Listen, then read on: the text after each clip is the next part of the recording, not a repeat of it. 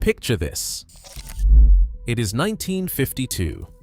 A Japanese scientist sits alone on a hillside in Shikoku, a steep, rocky slope that has not been farmed in years. The soil is thin, the weeds are thick, and he is holding something ridiculous in his hand. A ball of clay, the size of a marble. Inside it, a few seeds. He does not dig, he does not plow, he does not fertilize, he just throws it into the overgrown grass and walks away. 30 years later, that hillside is producing rice yields that match the best conventional farms in Japan. Scientists come to measure the results. They check twice. The numbers hold. No machines, no chemicals, no irrigation, no labor. Just clay and seeds and patience. Now here is the part that should make you angry. That man, Masanobu Fukuoka, published his method in 1975. His book sold millions of copies in 25 languages. Michael Pollan called it one of the founding documents of the alternative food movement. And right now, today, there are 33 countries where the FAO says soil degradation has reached critical levels. Farmers are watching their land turn to dust. And the solution that was documented, tested, and proven 50 years ago, the solution that costs nothing and fits in your hand, is still not taught in a single agricultural university in the United States. This video is about a clay ball, but it is really about why we keep paying for things we do not need. Let me show you something from 1935. There is a photograph taken in Oklahoma by a woman named Dorothea Lange. In the background, a wall of black dust clouds, not rain clouds, is swallowing the entire horizon. In the foreground, a farmer and his two young sons are running toward a wooden shack. The youngest child cannot be more than 5 years old. That dust storm stretched from Texas to the Canadian border. It buried houses, it suffocated livestock. It sent 3.5 million people fleeing west in search of anything, any land that still had soil on it. Here is what caused it. For decades, farmers across the Great Plains had been plowing. Deep, aggressive tillage turned over everything, breaking apart the natural root systems that held the ground together. In good years, it worked fine. Then the drought came in 1930, and without those roots anchoring the soil, the wind just took it. By 1934, 35 million acres of farmland were useless. Gone. Not degraded. Gone. What makes the Dust Bowl relevant today is not just the history, it is that we kept plowing anyway. Right now, in 2026, the global agricultural industry spends roughly $50 billion a year on tillage equipment. Every spring, hundreds of millions of acres of soil get flipped upside down to prepare them for planting. And every time that happens, the microbial networks underneath, networks that took decades to build, get destroyed in an afternoon. Here is the thing most people do not know about soil. 1 cubic centimeter of healthy forest floor contains up to 1 kilometer of fungal threads. These threads connect plants to nutrients they could not otherwise reach. They share resources between different species. They signal when something is wrong. Cut through them with a plow blade, and you do not just disturb the soil, you erase the intelligence inside it. The modern agricultural model has a simple response to this problem. It sells you more inputs. Synthetic fertilizer replaces the nutrients the fungi were providing. Pesticides handle the pests that attack weakened plants. Herbicides control the weeds that take over disturbed ground. Each problem is solved by a product. Each product generates a customer who will be back next season. It is not a conspiracy, it is just a business model, but it has one obvious competitor, a model where the soil feeds itself. That is what Fukuoka figured out on that hillside in 1952. He wasn't a hippie, he wasn't a mystic. He wasn't some wandering philosopher who'd never held a microscope. Masanobu Fukuoka was a plant pathologist. He spent his 20s at the Yokohama Customs Bureau inspecting imported plants under microscopes for fungal disease. He was good at his job. He understood how agriculture worked from the cellular level up. And then one night in 1937, at age 25, he got very sick. Acute pneumonia. He almost died. He was transferred to a hospital, recovered slowly, and during that recovery, he wandered around Yokohama harbor alone at night, running a low fever. Something shifted. He saw a heron standing in the early morning light. He described what happened next as an experience of clarity, that nature doesn't need to be controlled, only observed. That the drive to manage and improve everything is based on a false assumption, that the natural state is broken and needs to be fixed. He quit. He walked away from his government position and went back to his family's farm on Shikoku. His family thought he'd lost his mind. His orange trees nearly died the first year because he stopped pruning them. He watched. He adjusted, a little. He didn't spray, didn't fertilize, didn't till. By the second year, the trees were fine. Better, actually, because the natural insect ecology of the orchard had returned. He spent the next few decades testing one question over and over. What happens if I just stop doing this? Stop plowing, stop fertilizing, stop weeding. Not out of laziness, out of deliberate restraint. Each time he removed an intervention, he watched what the land did on its own. The rice fields came later. On a steep hill above his orchard, he started growing rice and barley with no tillage, no flooding, no transplanting of seedlings. Just seeds scattered on the ground, covered in straw. His neighbors thought it was a joke. The local agricultural cooperative warned him he'd get nothing. His yields, measured over multiple seasons, matched the conventional farms below him. Same output, near zero inputs. His soil got better every year, with more earthworms, more organic matter, more water retention, while his neighbor's soil slowly degraded. The university researchers who came to study him in the 1970s didn't know what to do with the data. It didn't fit any model they had. He wrote it all down in 1975. The One Straw Revolution was a title that came from a simple observation. If you understand how a single straw of wheat grows, you understand how all of agriculture could work differently. The book was translated into English in 1978. It sold millions of copies. And then something interesting happened. In Western countries, the book got filed under alternative philosophy, under back to the land, under interesting but not practical. The agricultural establishment absorbed it by dismissing it, not by arguing with its data, but by changing the category it belonged to. It became a spiritual text instead of a technical one. By the time Fukuoka died in 2008, he'd won the Magsaysay Prize, sometimes called Asia's Nobel, for his contribution to human welfare. His farm in Shikoku still exists. His grandson Hiroki runs it today. And still, not one standard American agricultural curriculum covers his work as a viable production method. The nendo dango is the most visible piece of Fukuoka's method. It's also the most misunderstood. Most people see it and think guerrilla gardening, a fun craft project, something you do with kids on a Saturday afternoon. That framing is part of the problem. What the clay ball actually is, scientifically, is a precision seed delivery system that solves 4 agricultural problems simultaneously for a cost of approximately $0. Let me walk through each one. Problem 1. Seed predation.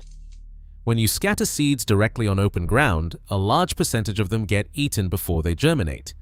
Birds, insects, rodents, they have evolved to find and eat seeds. It is what they do. Conventional farming solves this by burying seeds deep enough that predators cannot reach them, which requires tilling the soil first, which destroys the fungal networks, and you see the loop. The clay ball protects the seed without burial. The outer layer of dried clay is hard enough that birds cannot crack it, and the seed inside is effectively invisible. It does not smell like a seed, it does not look like a seed, it is just a lump of dirt. Once rain comes and the clay starts to soften, the seed is already beginning to germinate, sheltered inside its little capsule. By the time it is fully exposed, it has a root going. Problem 2. Moisture regulation. This one surprised me when I first looked at the research. Clay has an unusual relationship with water. It absorbs moisture slowly and releases it slowly. A clay ball sitting on dry soil in the sun does not dry out the way a bare seed would. It acts as a micro-reservoir, holding enough moisture to keep the germination process going through short dry spells. And in heavy rain, it does not flood. The clay drains excess water while keeping the seed itself at a stable humidity level. A 2016 study published in Agroecology and Sustainable Food Systems tested seed balls on degraded soil in Kenya. Germination rates were 23% higher than direct seeding on the same ground. The researchers attributed most of that difference to moisture stability during the first 72 hours after planting, which turns out to be the critical window. Problem 3. Soil inoculation. Here's the part that the seed ball tutorial videos never explain. The compost you mix into the clay ball isn't just fertilizer, it's a microbial package. 1 gram of mature compost contains between 2 million and 10 million microorganisms, fungi, bacteria, and protozoa that are native to your local soil environment. When the clay ball breaks down and the plant's first roots emerge, those microorganisms are right there, already in contact with the root system. This is what companies like Bayer and Syngenta sell in small sachets for $30 or $40, mycorrhizal inoculants. Lab-grown fungal spores colonize plant roots and help them absorb nutrients. The seed ball delivers the same function for free using locally adapted organisms that are more likely to survive in your specific soil conditions than anything grown in a factory. Problem 4. Soil disturbance. This is the quiet one, the one that sounds almost too simple. When you throw a clay ball onto the surface of the ground and walk away, you have not disturbed anything. The existing soil structure, including whatever fungal networks are present, is intact. When the seed germinates and sends roots down, it is growing into an existing ecosystem rather than sterile, tilled ground. A 2022 study from the University of Sydney, published in Nature Food, compared tilled and no-till soils over 5 years. No-till plots retained 30% more surface moisture and had 48% higher microbial biomass. The fungal networks in no-till soil were measurably more complex and extensive. Plants growing in those networks needed less fertilizer to achieve the same yield. What Fukuoka understood intuitively before most of this research existed is that the soil does not need you to build it. It needs you to stop destroying it. Here is something I find genuinely interesting. Fukuoka did not invent this. The technique of wrapping seeds in clay before planting predates written history. There is documentation of it in ancient Egypt, where farmers along the Nile used clay seed balls to replant flood-damaged fields after the annual inundation, because the clay protected seeds while they waited for the water to recede. Similar techniques have been documented in the dry lands of the Indian subcontinent and across sub-Saharan Africa. What Fukuoka did was rediscover it, systematize it, and prove that it worked at scale. He also did something that the ancient versions did not do. He combined the method with a complete no-till, no-chemical farming philosophy that treated the seed ball not as a technique, but as a consequence of a different way of thinking about land. Indigenous farming systems across the world had versions of this understanding. The idea is that working with soil biology, not against it, produces better results with less effort. A field left to organize itself is often more productive than a field managed into submission. These knowledge systems were largely erased during the colonial period, not because they did not work, but because they could not be commodified. You cannot sell someone a clay ball. You cannot patent it. You cannot build a supply chain around it. In 2024, 4 companies controlled 50% of the global commercial seed market: Bayer Monsanto, Syngenta Chem China, Corteva, and BASF. Combined seed and agrochemical revenues for those 4 companies were roughly $60 billion a year. A farming method that uses seeds you save yourself, rolled in free clay from your backyard, scattered by hand onto unplowed ground, does not generate a single dollar of revenue for any of them. This is not a theory about secret suppression. It is simpler than that. Systems that generate revenue get promoted. They get research funding, marketing budgets, extension programs, university partnerships. Systems that do not generate revenue get ignored. The $50 billion tillage equipment industry has no financial interest in no-till farming. The $200 billion synthetic fertilizer industry has no financial interest in soil biology working on its own. The pesticide market, another $60 billion, depends on weak, chemically dependent plants that need protection. When Fukuoka's book came out in the West in 1978, it was not banned. It was just categorized differently. It was put on the philosophy shelf, given to people interested in Eastern thought, reviewed in the same magazines that covered deep ecology and intentional communities. By doing that, by making it spiritual rather than technical, it was effectively neutralized. You do not have to argue with a philosophy, you just do not implement it. Meanwhile, in Kenya, an organization called Seed Balls Kenya has been using clay seed balls for reforestation since 2016. They have distributed over 31 million seed balls across degraded landscapes. In India, an environmentalist named Alka Saran ran workshops teaching the nendo dango method in schools, then organized aerial drops of seed balls over degraded land in the Aravalli Hills. In Spain and Portugal, universities are now running nendo dango workshops as ecological restoration programs. These projects have demonstrated real results. The technique works. The data is clear. It is just not profitable. You need 4 materials. That's it. No special equipment, no tools. Your hands are the tools. Dry clay powder or clay-rich soil from your yard. Free or about $3 for a bag. Mature compost or good topsoil, free if you compost, about $2 if not. Seeds appropriate to your climate zone. And water. The ratio is 3 parts clay to 1 part compost to 1 part seeds by volume. This is not an exact science. Fukuoka mixed as many different seed varieties as possible into each batch, often dozens of species, and let nature select which ones would germinate in any given spot. Step 1. Mix the dry clay and compost together. In a bowl or bucket. No water yet. You want the dry ingredients thoroughly combined first, or you will get clumps. Step 2. Add your seeds and mix again. Make sure seeds are distributed evenly through the mix, not sitting in one area. Step 3. Add water very slowly, a little at a time. You are looking for the consistency of stiff modeling clay. It should hold its shape when you press it, but not stick to your hands or crack when you roll it. This step takes patience. Add too much water at once and the whole batch gets too wet to work with. Step 4. Roll balls between your palms. About 2 centimeters in diameter, roughly the size of a large marble. Irregular shapes are fine. Fukuoka specifically said irregular shapes were better because they sit differently on the ground and create small microhabitats around the seed. Step 5. Dry them. Set them on cardboard or a tray in a shaded spot, not direct sun, which will crack the clay before it is fully set, for 24 to 48 hours.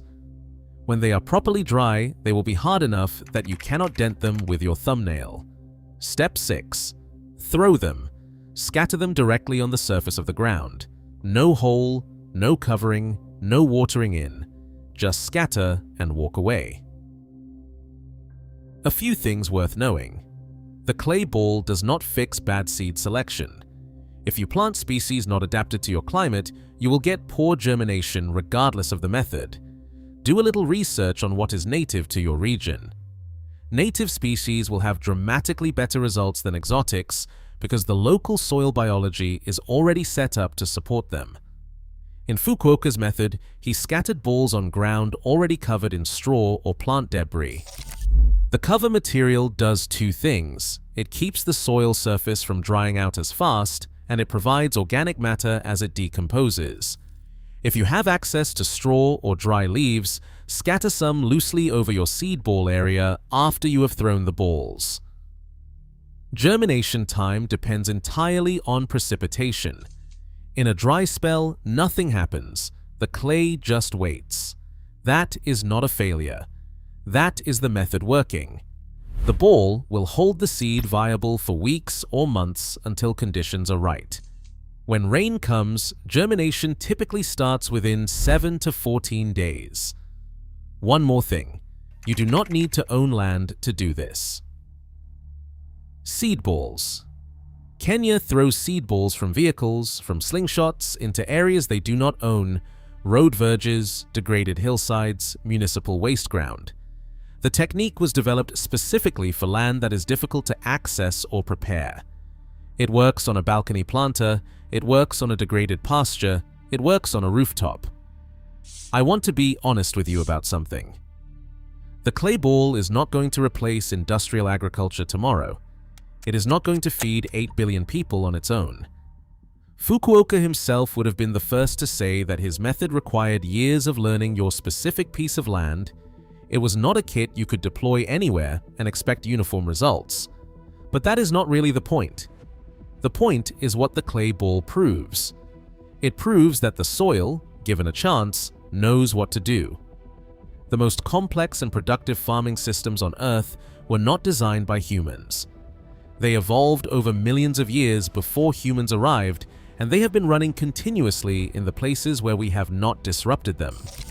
When Fukuoka threw those first balls onto that hillside in 1952, he was not planting a farm. He was making a bet that nature was smarter than the agricultural textbook. 30 years of data proved him right.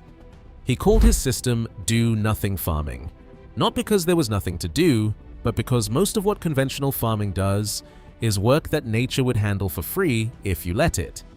He died in 2008.